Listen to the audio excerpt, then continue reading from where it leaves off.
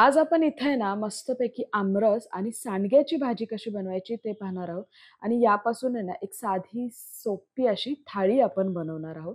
तर आमरसाबरोबर सांडग्याची भाजी ही आहे ना महाराष्ट्रीयन लोकप्रिय थाळी आहे. महाराष्ट्रात आवर्जून जेव्हा केव्हा आमरस बनवला जातो ना, तेव्हा सांडग्याची भाजी ही बनवली जाते. त्यामुळे आहे ना आज आपण सुद्धा आहे ना मस्त झणझणीत असं सांडग्याची भाजी आणि छान दाटसर असा आमरस कसा बनवायचा ते पाहणार आहोत. पण त्याआधी जर तुम्ही माझ्या चॅनलला सबस्क्राईब केलं नसेल, तर प्लीज सबस्क्राईब करा. नमस्कार, कृष्णाज रेसिपी मराठीमध्ये तुम्हा सर्वांचं मनःपूर्वक स्वागत आहे. तर सुरुवातीला आहे ना, आपल्याला आमरस बनवून घ्यायचा आहे. सो त्यासाठी ना, इथं मी 4 हापूस आंबे घेतलेले आहेत आणि हे आंबे आहेत ना, हे बघा याचे ना वरचे देठ काढून साधारणतः आहे ना, एक 15 ते 20 मिनिटे ना, हे आंबे असे पाण्यात आपल्याला भिजत ठेवायचे आहेत. कारण आंब्याच्या वर जो चीक लागलेला असतो ना, तो चीक इझिली निघून जावा म्हणून आपण असे हे भिजत ठेवलेले आहेत. एक 15 मिनिटांनी बघा आंबे छान भिजले गेलेले आहेत. आता आहे ना हे छान आपण चोळून याच्यावरची सगळी घाण काढून घेणार आहोत आणि वरती जे देठाकडचं टोक आहे ना, ते सगळं मी इथं काढून घेतलेलं आहे. आमरस बनवताना ना आंबे स्वच्छ धुवून घ्या, कारण जो चीक लागलेला असतो ना, तो कधी-कधी बाधण्याची शक्यता असते. तर आता इथे बघा, इथे हे सगळे आंबे ना मी छान धुवून घेतलेले आहेत. हे करणं फार महत्त्वाचं आहे. सो ही स्टेप विसरू नका. आता आहे ना आपल्याला आमरस बनवायचा आहे. तर त्यासाठी ना मी खाली एक मोठं भांडं घेतलेलं आहे आणि त्यावर आहे ना ही पुरणाची जाळी ठेवलेली आहे. येस, पुरणाच्या जाळीचा वापर करून आहे ना आपण हा आमरस बनवणार आहोत. तर आता पुरणाची जाळी घेतलेली आहे. तर हे बघा इथे ना हे आंबा जो मी घेतलेला आहे ना, त्याची ना अशी साल काढून घेणार आहे. काही जण आहे ना आंबा पिळून वापरतात, पण मी पिळत नाही. मी आहे ना असं ह्याची साल काढून घेते आणि मग आहे ना त्याचा गर काढून घेते या जाळीच्या साहाय्याने. तुम्हाला काही-काही आहे ना इथे मिक्सरलाही फिरवून घेतात, म्हणजे तो गर मिक्सर पण अजिबात आहे ना अशा पद्धतीने तुम्ही आमरस केला ना, तर मिक्सरला फिरवायची गरज नाही. मिक्सरला फिरवलेल्या आमरसला तेवढी टेस्ट नसते. सो त्यामुळे शक्यतो आहे ना आमरस असाच बनवा, ज्या पद्धतीने मी दाखवलेला आहे. तर हे बघा इथे तुम्ही बघू शकता या आंब्याची सगळी साल मी काढून घेतलेली आहे. अगदी इझिली निघते ही साल आणि आहे ना आता हा आंबा आहे ना आपल्याला या पुरणाच्या जाळीवरती नाही बघा असा जस्ट फक्त असा खिसून घ्यायचा आहे, की ज्याच्यामुळे काय होणार आहे, की त्याचा गर आहे ना तो सगळा निघून जाणार आहे. अशा पद्धतीने जर तुम्ही आमरस केला ना, तर तुम्ही शेवटी बघाल, की जी कोय असते ना त्याला कुठलाही गर राहिलेला नसतो. इतका इझिली तो आहे ना आंब्याचा गर आहे ना तो पटकन निघून जातो. तर हे बघा मी तुम्हाला दाखवते आणि खूप फास्ट ही प्रोसिजर होते. त्याच्यामुळे ना शक्यतो असाच आमरस करा. कारण या पद्धतीने केलेला आमरस आहे ना छान दाटसर, घट्ट असा होतो. येस, तर हे बघा इथे ना हे सगळा गर आहे ना मी काढून घेतलेला आहे आणि तुम्ही कोय बघू शकता. ऑलमोस्ट कोयला गर अजिबात राहिलेला नाहीये. इथे मला थोडासा गर वाटतो म्हणून मी पुन्हा एकदा आहे ना ही कोय अशी घासून घेणार आहे. येस, तुम्ही बघू शकता. मस्त असं आहे ना हा जो आंब्याचा जो गर होता ना तो सगळा निघालेला आहे. आणि येस, ही जो वरती राहिलेला आहे ना, तो सुद्धा आहे ना, असा हाताने मी दाबून घेणार आहे. म्हणजे छान तो असा स्मूथ असा गर झाला पाहिजे. अजिबात मिक्सरला हा आमरस फिरवायची गरज पडत नाही. तर हे बघा, तुम्ही बघू शकता, छान दाटसर झालेला आहे. याच पद्धतीने ना आपण बाकीचे सुद्धा आंबे आहेत ना, ते सगळे पिळून घेणार आहोत. आणि जसं मी दाखवलं, की साली काढून घ्यायच्या. ह्या सालीला अजिबात गर लागत नाही. अजून एक आमरस बनवताना ना, आंबे ना शक्यतो असे थोडेसे कडक घ्या. खूप असे बिलबिले आंबे घेऊ नका. कडक आंब्याचा आमरस खूप सुंदर होतो. आणि हे बघा अशा पद्धतीने ना इथं हा 4ही आंब्यांचा आमरस मी केलेला आहे. मी तुम्हाला दाखवते. तुम्ही बघू शकता छान दाटसर एवढा घट्ट झालेला आहे. तुम्ही बघू शकता. आता यात आहे ना आपल्याला बाकीचे जिन्नस घालायचे आहेत. तर सुरुवातीला आहे ना इथे मी 4 टेबलस्पून साखर घालणार आहे. जर तुम्हाला साखर नको असेल तर तुम्ही साखर स्किप करू शकता. पण माझ्या घरात आमरस थोडा गोडच आवडतो. आंबे जेवढे गोड असतील तेवढा आमरस गोडच होणार आहे. पण अजून थोडंसं याला स्वीटनेस येण्यासाठी मी यात साखर घातलेली आहे. त्याचबरोबर आहे ना, इथे मी अर्धी वाटी दूध घातलेलं आहे. तर आता काही लोक दुधाऐवजी पाण्याचा वापर करतात. पण मी पाणी अजिबात वापरत नाही. आमरसमध्ये दूध खूप छान लागतं आणि दुधामुळे ना त्याला रंग सुरेख येतो, चवही त्याची छान वाढते. त्यामुळे आपण इथे दूध घातलेलं आहे. दूध आहे ना आमरसमध्ये छान सगळं मिक्स करून घ्यायचं आहे. आता आहे ना, बाहेर पाऊस पडलेला आहे. वातावरण तर तुम्ही बघू शकता कसं झालेलं आहे. तर हा आमरस आहे ना, बाधू नये म्हणून यात आहे ना, मी पाव चमचा सुंठ घातलेली आहे आणि पाव चमचा इथे मी वेलची पावडर घालणार आहे. वेलची पावडरशिवाय मला आमरस नेहमी अपूर्णच वाटतो. तर इथे ना, सुंठ पावडर नंतर वेलची पावडर ॲड करून दोन्हीही आपल्याला छान मिक्स करायचं आहे. जर तुम्हाला सुंठ पावडर आवडत नसेल ना, तर तुम्ही सुंठ पावडर स्किप करू शकता. पण मी मगाशीही सांगितलं, की बाहेर तुम्ही बघू शकता ढगाळ वातावरण आहे, बऱ्यापैकी पाऊस पडत आहे. सो त्यासाठी ना हा आमरस बाधू नये म्हणून मी इथं सुंठ घातलेली आहे. चव याने खूप सुंदर लागते आमरसची. त्याच्यामुळे जर तुम्हाला असं वाटत असेल, की हा चव बिघडते, तर अजिबात नाही. खूप छान चव लागते आणि हे बघा इथं मस्त छान दाटसर असा आमरस रेडी झालेला आहे. आता या स्टेजला आहे ना तुम्ही आमरस टेस्ट करून बघा. जर गोड वाटत नसेल तर थोडीशी साखर ॲड करू शकता. आणि बघा मस्त असा दाटसर आमरस रेडी झालेला आहे. आता आहे ना हा आमरस मी फ्रिजमध्ये थंड होण्यासाठी ठेवून देणार आहे. कारण थंडगार आमरस खाण्याची मजा काही वेगळीच आहे. सो आमरस फ्रिजमध्ये ठेवून देऊया आणि आपण आहे ना पुढची तयारी म्हणजे सांडग्याची भाजी कशी बनवायची ते पाहूया. येस. तर सांडग्याची भाजी बनवण्यासाठी आहे ना, इथं मी कढई आधीच गॅसवर गरम करायला ठेवली होती. कढई मीडियम फ्लेमवर चांगली गरम झाल्यानंतर आहे ना, मी यात 2 चमचे तेल ॲड केलेलं आहे आणि या तेलात आहे ना, इथे 1 वाटी हे मी सांडगे घेतलेले आहेत आणि हे सांडगे आहेत ना, आपल्याला छान खमंग लालसर भाजून घ्यायचे आहेत. तर आता हे सांडगे मटकीच्या डाळीपासून बनवले जातात. काही लोक मुगाच्या डाळीपासून बनवतात. पण आमच्याकडे ना, हे मटकीच्या डाळीपासून बनवतात. खूप सुंदर लागतात हे सांडगे खायला आणि सांडग्याची भाजी तर अप्रतिम लागतात. काही लोकांना असे तळलेले सांडगे खायला आवडतात.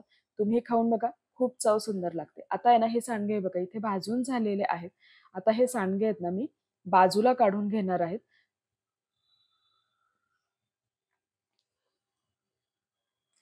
तर तो सांडगे बाजूला काढल्यानंतर आहे ना, पुन्हा एकदा आहे ना, मी कढईमध्ये तेल ॲड करणार आहे. साधारणतः 1 ते 1.5 टेबलस्पून. सांडग्याची भाजी बनवण्यासाठी ना, तेल जरासं जास्तच लागतं.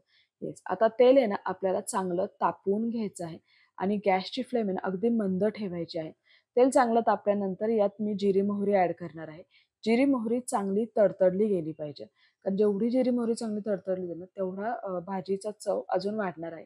त्यानंतर कढीपत्त्याची काही पाने ॲड केलेली आहेत आणि कढीपत्त्याची पाने सुद्धा आहे ना तेलात छान फ्राय झाली पाहिजेत. आता यात आहे ना 2 मध्यम आकाराचे कांदे मी बारीक चिरून घेतले होते आणि हे कांदे सुद्धा आहे ना आपल्याला छान लाल रंग येईपर्यंत आहे ना मंद गॅसवरती परतून घ्यायचा आहे. कांदा चांगला पचला गेला पाहिजे. तरच सांडग्याच्या भाजीची चव वाढणार आहे. त्यामुळे कांदा आपण आहे ना छान पचवून घेणार आहोत. तर हे बघा इथे आहे ना तुम्ही बघू शकता कांदा छान पचला गेला आहे, छान लालसर झालेला आहे. आता यात आहे ना अर्धा टीस्पून मी हळद ॲड केलेली आहे.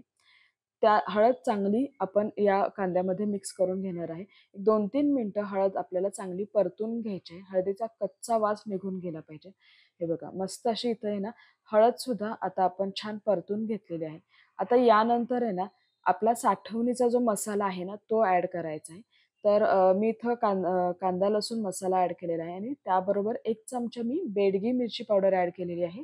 याला छान रंग येण्यासाठी आणि हा मसाला सुद्धा आहे ना, आता आपल्याला चांगला परतून घ्यायचा आहे. एक 2-3 मिनिटं हा मसाला आपण छान परतून घेणार आहोत.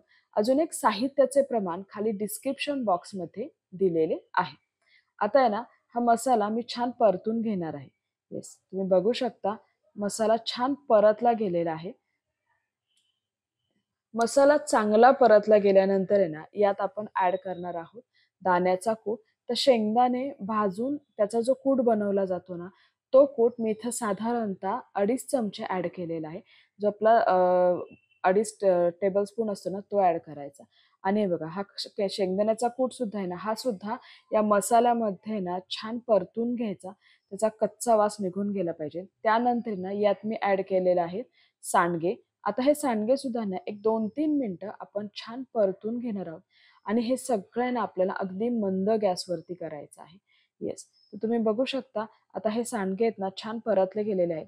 आता यात आहे ना मी थोडंसं पाणी ॲड केलेलं आहे सांडगे शिजण्यासाठी. तर खूप जास्त पाणी नाही ॲड करायचं की जेणेकरून सांडग्याचा गाळ नाही झाला पाहिजे. थोडंसं पाणी ॲड करून आहे ना आपण हे सांडगे शिजवून घेणार आहोत. त्यानंतर मी यात ॲड केलेलं आहे चवीनुसार मीठ. आणि आता हे मीठ सुद्धा आहे ना, आपण सगळं छान मिक्स करून घेणार आहोत आणि हे सांडगे शिजवून घेणार आहोत. ही सांडग्याची भाजी खूप सुंदर लागते. म्हणजे उन्हाळ्यात ना जेव्हा केव्हा भाजीला काही नसतं ना, तेव्हा अशी ही सांडग्याची भाजी घरोघरी बनवली जाते. आता आहे ना वरून मी थोडीशी कोथिंबीर ॲड करणार आहे आणि कोथिंबीर सुद्धा छान मिक्स केल्यानंतर ही सांडग्याची भाजी आपण झाकून ठेवून देणार आहोत.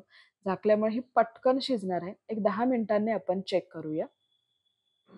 तर इथं ऑलमोस्ट 10 मिनिट झालेले आहेत आणि हे बघा सांडगे बऱ्यापैकी शिजत आलेले आहेत. अजून ते एवढे शिजलेले नाहीयेत. थोडंसं पाणी मला वाटत आहे. जर तुम्हाला लपतपी भाजी हवी असेल, तर तुम्ही पाणी जास्त घालून अशी लपतपी भाजीही बनवू शकता. पण मी आहे ना थोडीशी सुकी भाजी मला आवडते आमरस बरोबर. त्यामुळे मी हे पाणी अजून आटवून घेणार आहे.